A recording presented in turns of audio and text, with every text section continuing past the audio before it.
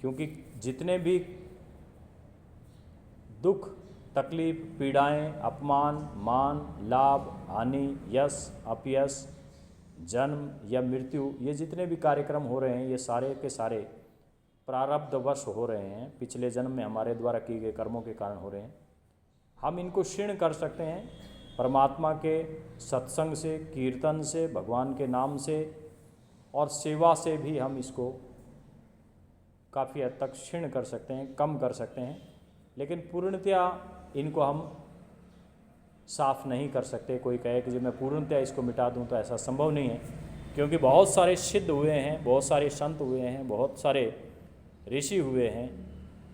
तो बहुत सारे संतों को भी बहुत सारी पीड़ाएं झेलनी पड़ती है। किसी को कैंसर है, किसी को टीबी है, किसी के गुर्दे खराब है, किसी के लीवर में तकलीफ़ है, किसी के ब्रेन में तकलीफ़ें आई, किसी को हृदयाघात भी हुआ, किसी को आर्थराइटिस जैसी बीमारियाँ हो गई, कोई उठ नहीं पा रहे थे, कुछ लोगों को पेट आदि के बहुत भयंकर विकार हुए, जबकि वो परमात्मा के सच्चे भक्त भी थे।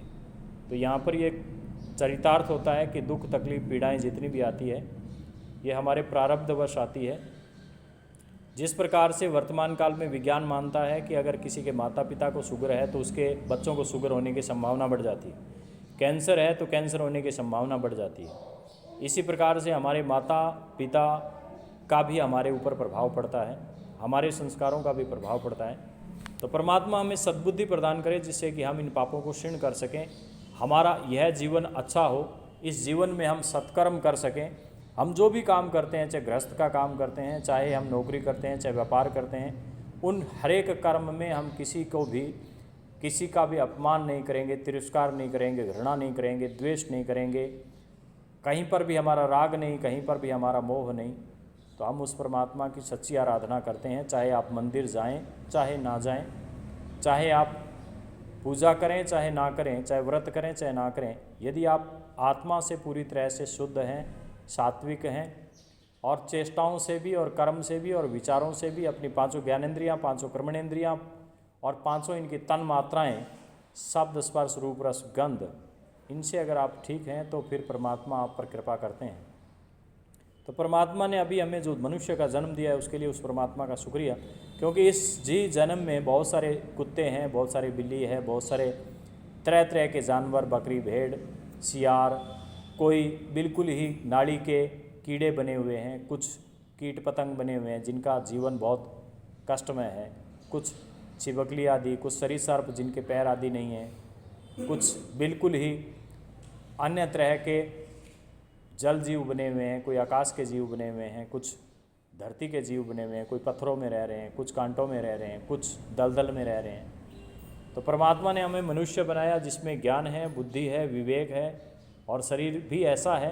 कि वह चल सकता है, बैठ सकता है, उठ सकता है, खा सकता है, पी सकता है,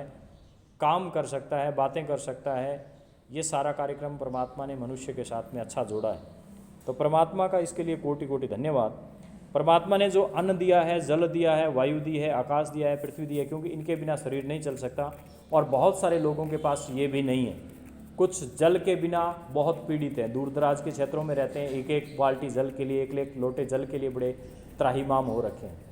कुछ लोगों को अन्न नहीं मिलता है, एक टाइम का भी अन्न नहीं है, मांगते हैं, फिर रोटी बनाते हैं, फिर खाते हैं। कुछ लोगों के पास मकान नहीं है, जो कि सड़कों पर सोते हैं, खुले में सोते हैं या घास फूस के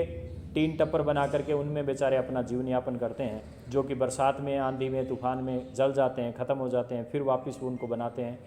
और परमात्मा ने आपको अगर पक्का मकान दे रखा है, साफ़ सुथरी जगह दे रखी है, जल का भंडार भर रखा है, अन्न का भंडार भर रखा है और आपके घर में लक्ष्मी भी है जिससे कि आप सुबह शाम के भोजन की व्यवस्था पूरी कर सकते हैं। और यदि आपको भौतिक सुख सुविधाएँ जो स्वर्ग में सुख मिलते हैं वो सारे मिले हुए हैं, तो ये परमात्मा की विशेष आप पर कृपा है। इसके लिए ना तो परमात्मा को कोसें और ना ही इधर उधर गाली दें, क्योंकि हम मृग तृष्णा में उलझे होते हैं। इसके कारण से हमारे मन में तरह तरह की चेष्टाएं उठती रहती है कि हमारे पास दूसरे से कम है। हमारे पास लाख होता है तो हम करोड़ की आशा करते हैं, करोड़ है तो अरबों की आशा करते हैं। हमारे पास एक प्लाट है तो हम 2 की, 2 है तो 8 की, 8 है तो 10 की, ज़्यादा है तो और बीघों की कल्पना करते हैं। एक मकान है, 2 मकानों की, 4 मकानों की, इस प्रकार से तृष्णा में उलझे रहते हैं। कर्म करने में कोई बुराई नहीं, लेकिन तृष्णा में उलझना गलत है और वह पीड़ा का कारण बनता है। इससे हमें ही हानि होती है और हमारा ही शरीर वापस विकृत होता है, तरह तरह की बीमारियां हम झड़प लेते हैं, हमें मानसिक दोष हो जाते हैं, ब्लड प्रेशर है, शुगर है, मोटापा है, हार्मोन्स के डिसऑर्डर आदि जो हैं ये ज़्यादातर स्ट्रेस डिसऑर्डर है। और स्ट्रेस डिसऑर्डर किसी को नौकरी का है, किसी को परिवार का है, किसी को शादी का है, किसी को पत्नी का है, किसी को पति का है, किसी को बच्चों का है, किसी को धन का है, किसी को नौकरी का है, किसी को दूसरों का ही ज़्यादा दुख रहता है कि मेरे पास ये कम है, दूसरों के पास ज़्यादा है। तो परमात्मा ने जो कुछ भी आपको प्रदान किया है उसके लिए आप परमात्मा का लाख लाख बार शुक्रिया करें तब भी कम है, क्योंकि परमात्मा ने बड़ी नेमतें बख्शी है। एक व्यक्ति सुबह उठ करके गंदे कचरे में जा कर के, जहाँ पर आप कूड़ा कचरा डाल के आते हैं वहाँ जाता है, बोतल उठाता है, बोतलों को इकट्ठी करता है, बेचता है कबाड़ी वाले को, 10 20 50 रुपये बनते हैं, उससे आटा खरीदता है, सब्जी खरीदता है, तेल लून खरीदता है, और उससे फिर बाद में घास फूस के जला करके अपने चूल्हे पर रोटी बना करके वो पेट भरता है। उससे आप अरबपति हैं, आपकी कोई सीमा नहीं है। तो हमेशा अगर जीना है सकारात्मक तरीके से तो आप ऊपर वालों को देख कर ना जिएँ, अपने नीचे वालों को देख कर जिएंगे तो आपको पता चलेगा कि कोई 1 रुपये के लिए तड़प रहा है, आपके पास 1 लाख रुपए है। कोई 1 रुपये के तड़प रहा है, आपके पास में 10,000 रुपये हैं। कर्जा जो हो जाता है, कई बार कर्जे के कारण से हमारी पीड़ाएं ज़्यादा बढ़ जाती है, कई बार बीमारियों की वजह से ज़्यादा बढ़ जाती है। तो कर्जा भी देखना है तो आपके पास 10 20 50 हज़ार का होगा, 5 10 लाख का होगा, लोगों के पास करोड़ों अरबों खरबों का भी कर्जा है, तो वो भी कोई पीड़ा का कारण नहीं है, और वो भी हमारी तृष्णाओं के कारण से ही होता है। बीमारी से अगर आपको पीड़ा है तो किसी का घुटना थोड़ा सा दर्द करता है, कुछ लोगों के घुटने ही नहीं है, किसी की आंख दर्द करती है, किसी की आंख ही नहीं है, किसी के कमर में दर्द होता है, किसी के पूरा लकवा मारा हुआ है, कमर हिलती नहीं है, किसी के ब्रेन में थोड़ी मोटी गुस्से आदि के, टेम्पर आदि के दोष हैं। बहुत सारे लोगों का मन काम ही नहीं करता, अर्थात पगलाए हुए हैं, पागल हैं, मानसिक रूप से विषप्त हैं। तो परमात्मा ने आपके जो शरीर दिया है, उस शरीर में जो अंग लगाए हैं, अंगों में जो शक्तियाँ दी है, उनके लिए भी परमात्मा का शुक्रिया। परमात्मा ने जो सद्मार्ग दिया है उसके लिए भी शुक्रिया, क्योंकि आपको सत्संगत मिली हुई है, जिसकी वजह से आप योग मार्ग पर आते हैं, योग आकर के करते हैं, अपने योग से, प्राणायाम से, ध्यान से, परमात्मा के नाम से, जाप से आप अपने आप को ठीक कर रहे हैं। ये भी एक परमात्मा का बहुत बड़ा आशीर्वाद है, क्योंकि वहाँ पर ही हॉस्पिटल भरे हुए हैं जिनमें बहुत ज़्यादा पेशेंट हैं, बदबूदार वातावरण ज़्यादातर हॉस्पिटलों में है, बहुत सारे कष्टकाय वहाँ पर काटे छाटे लगते हैं, वहाँ पर काटते हैं, पीटते हैं चक्कू छुरियों से, तरह तरह के वहाँ पर ऑपरेशन, तरह तरह की पीड़ाएँ, तरह तरह का दुत्कार आपको मिलता है। वहाँ पर भी आप दर्द तकलीफ़ों को ठीक करने के लिए जाते हैं, और परमात्मा के सच्चे भक्त हैं, इसलिए आपको योग मार्ग पर, आप योग मार्ग से इन सब चीज़ों को ठीक कर रहे हैं। आपको सद्बुद्धि प्रदान करिए। तो परमात्मा ने बिन सत्संग विवेक ना होई, हरि इच्छा बिन सुलभ न सोई। तो ये जो सत्संग है यही परमात्मा की कृपा है, ऐसा रामायण की चौपाइयों में सीधा वर्णन है। तो परमात्मा ने जो कृपा करी है उसके लिए उस परमात्मा का धन्यवाद। परमात्मा हमारे माता पिता, भाई बहन, पति पत्नी, बच्चे, मित्रजन, गुरुजन, सखाजन सबको सुखी रखे, स्वस्थ रखे, समर्थ रखे, स्वास्थ्यवान रखे, क्योंकि प्राण नहीं है तो शरीर चाहे कुछ भी है, कोई कीमत नहीं है।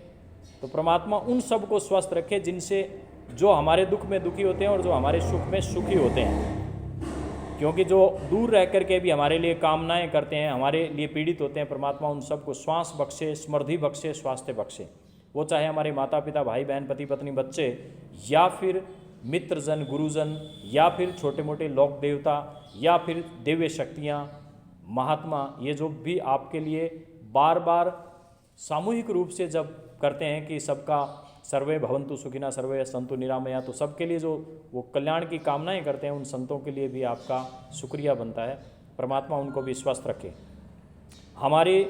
आराध्य भगवान राम की कृपा हम पर बनी रहे, भगवान कृष्ण की वृंदावन से कृपा बनी रहे, मथुरा से कृपा बनी रहे,